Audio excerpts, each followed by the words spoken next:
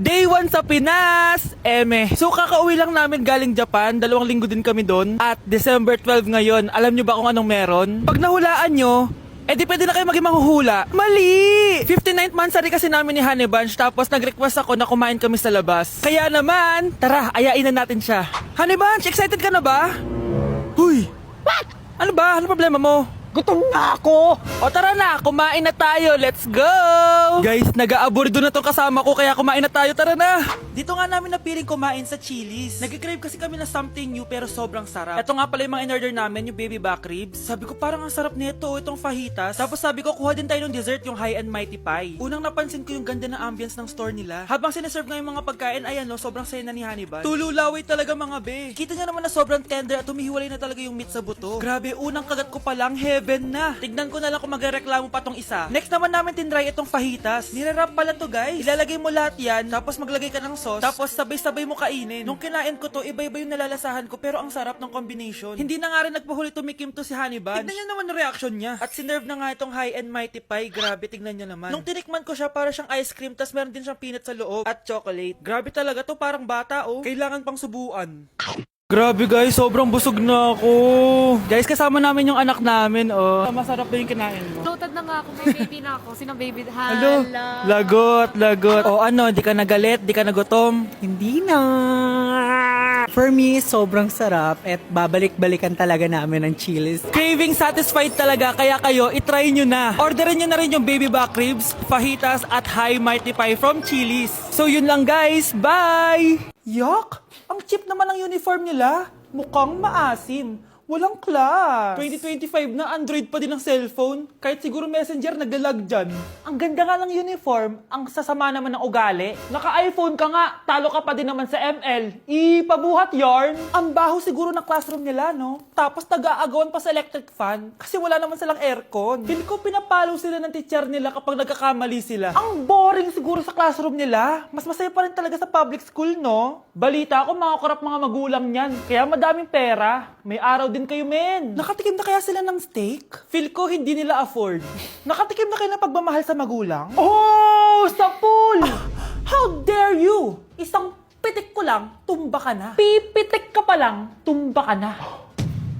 Tara na nga.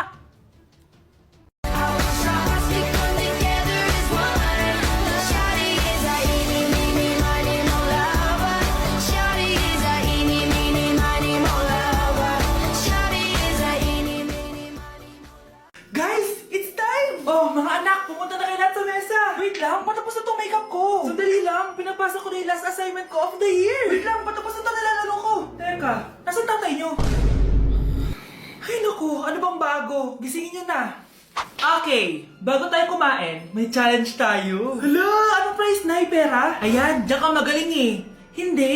May magsasabi kung sino sa buong pamilya ang ganito. Tapos, ituturo natin kung sino ang akma sa sinabi. Okay. Sino sa buong pamilya ang matakaw sa fries? Huy! Sabi ko wag mo na kumain eh. Ang takaw mo talaga. Sino sa buong pamilya ang palaging nagpupuyat? Ang dami kasing schoolworks eh. O eto, sino sa buong pamilya ang palaging nagpapatawa sa mesa? Nakakatawa ba ako? Sino sa buong pamilya ang amoy chicken joy? Favorite ko kasi itong Chicken Joy eh. Sino sa buong pamilya ang malilibre ng Jollibee? Ayan, diyan kayo magaling. O eto, sino sa buong pamilya ang the best maghanda ng pagkain? Ay sus! At dahil dyan, kumain na tayo!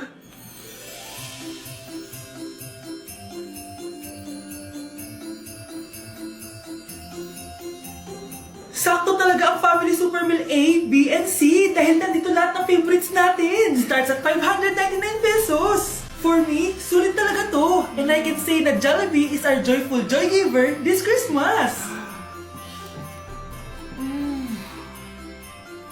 Buo ang saya ng Pasko with this Family Super Meals. Oh, sino sa buong pamilya ang maghuhugas ng plato? No, bakit ako? With my bestie, like everything fun. Big guy, big guy, big guy, big guy. SpongeBob, big guy, pants okay. SpongeBob, big guy, pants okay. Big guy, big guy, big guy.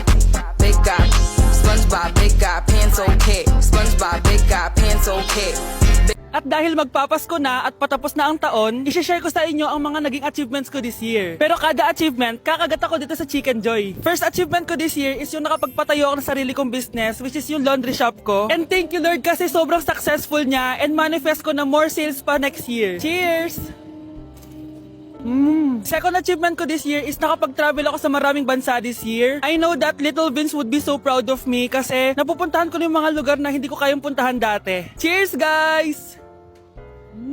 At eto, super proud ako kasi natitreat ko na yung family ko, nadadala ko sila sa mga lugar na gusto nilang puntahan at napapakain ko sila sa mga masasarap. Kaya naman today, bibili tayo ng fave nila. Tara, samahan niyo ako.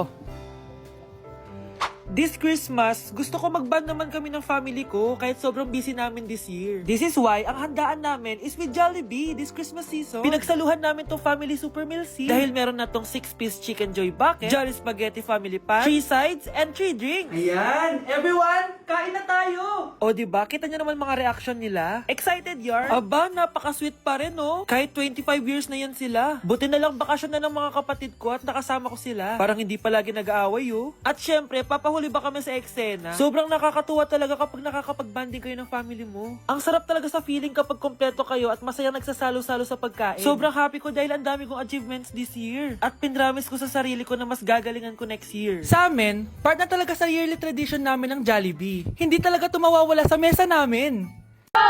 Dahil ikaw, bro, ang star na Pasko! May tatalo pa ba sa Pasko?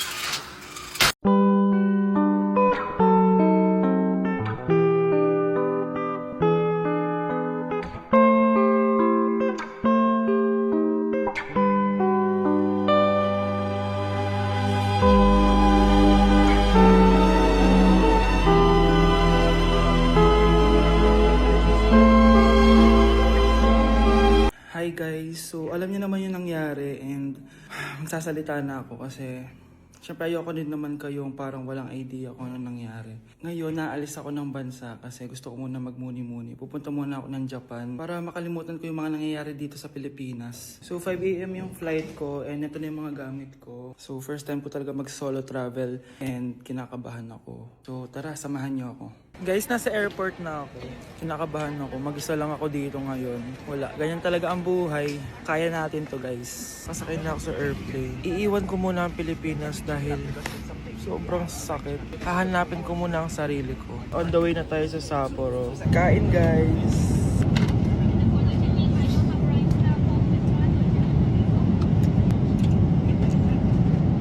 So hi guys, nasa Japan na ako. Ito na yung mga gamit ko. Naka-puffer jacket na ako kasi -6 daw mamaya. Medyo nasasad ako guys kasi palagi kong kasama si Honey Bunch pag nagja-Japan ako. Pero ngayon solo lang ako guys. Mamaya ikukwento ko na talaga yung mga nangyari.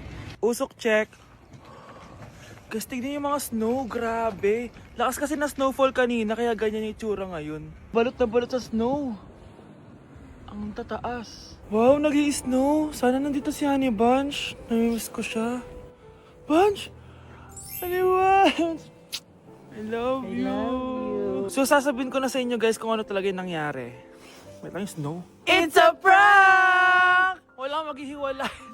I love chapter kasi 5 years na kami ni Honey Bunny. A new chapter is getting ready right Grabe now. guys, oh! Relationship goals talaga. Nag-i-snow, tas kayo lang dito. Yes! So, literal na kami lang. I love you so much. Mwah! Grabe, na-snow na yung mga luggage namin. Kaya pa, Bunch? Bilis. Tara na. Happy anniversary! I love you. Walang maghihiwalay ah. Yes, no.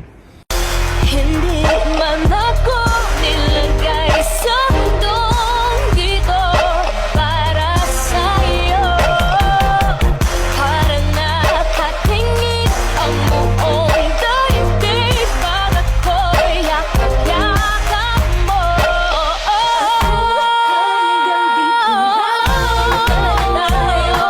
Hindi pababayaan ang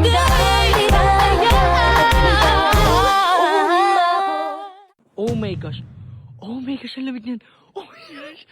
Oh my gosh. Wala akong hotdog sa fridge. Yung Grabe, ang lamig. Tingnan yung mga snow, guys.